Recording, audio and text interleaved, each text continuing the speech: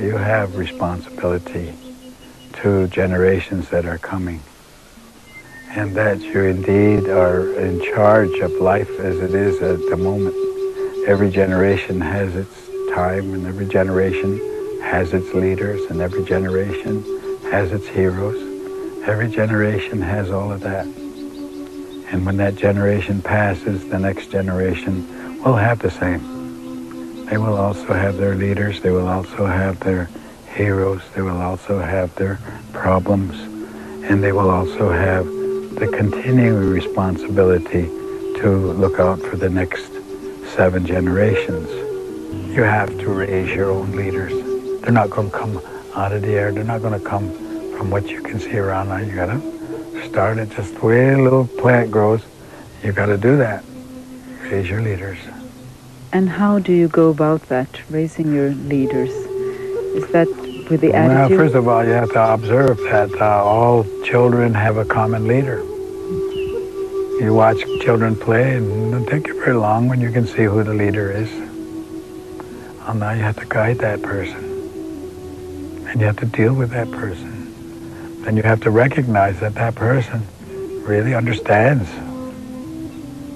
And so maybe by the time they're a little child, whether it's a boy or girl, you've been observant for 19, 25 years. It comes time to move, and then you walk in and you know who you're talking to, because there's natural leaders. The most important thing I would think is that the leadership change their values from power and authority to responsibility. I don't think, as in the United States, they have a Bill of Rights, that they added on to the Constitution of the United States. And I think that should have been a Bill of Responsibility, not a Bill of Rights. Because people talk about their rights, but they never talk about their responsibility. And leadership has got to have that above all. They've got to have vision. They've got to have compassion for the future. They've got to make that decision for the 7th generation. That's not just a casual term. That's a real instruction for survival. Animal, every bird, every nation, every plant has its own area to be. And you respect that. As we sit here and we look about us, there are these flowers. And no tree grows by itself. A tree is a community. Certain trees, certain plants will gather around certain trees, and certain medicines will gather around those certain plants.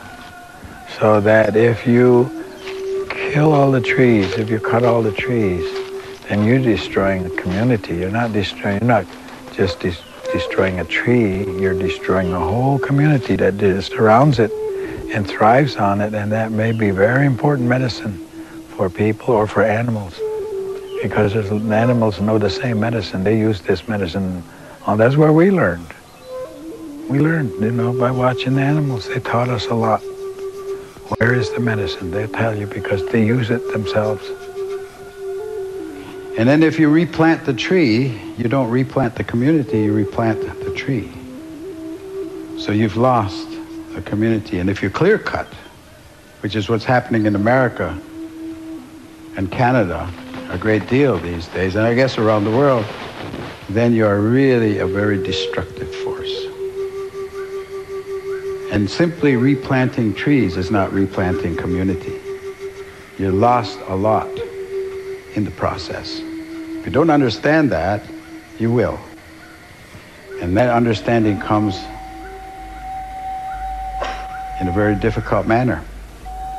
That of the 100 dominant economic units in the world today, 100 largest economic units, and that's the word they used was units. 49 are countries and 51 are corporations. Now, you digest that for a second. What does that mean? It means that corporations are the driving force of decision-making today. And corporations are not concerned with human rights. They're not concerned with human life. They're not even concerned with a proper wage for the people that are working for them. So what kind of decisions are going to be made on our behalf by this economic power, these corporate states, I call them? Oh, there's going to be hell to pay, as they say, for some of the things that are going on now. So I think that people have to become aware and become awake, and not, and power is always in the people's hands, authority. They need to come of one mind, and they need to challenge the values that are being shoved at them today, because this has become a consumer society. It's driven by economics. It's not driven by common sense.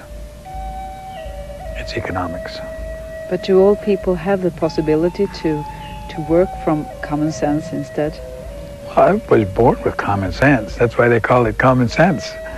You know, I mean, you have common sense. You just got to use it, that's all. And you got to just evaluate what somebody tells you. You know, if you use your common sense, you say, well, that doesn't work. No, I don't think so. I mean, I remember when one of our chiefs, we had a group of boys who had done something bad, and they were sitting in front of the chief's council, and they were talking about, you know, who was the leader.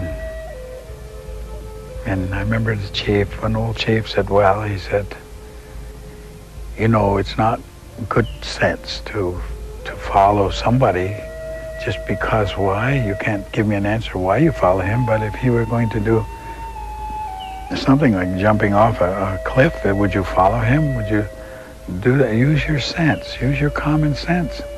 And then he said, everybody should be their own leader.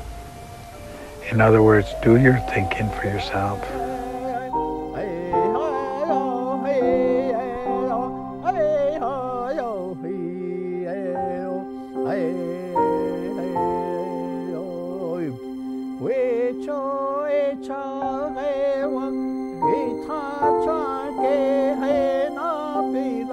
Yeah.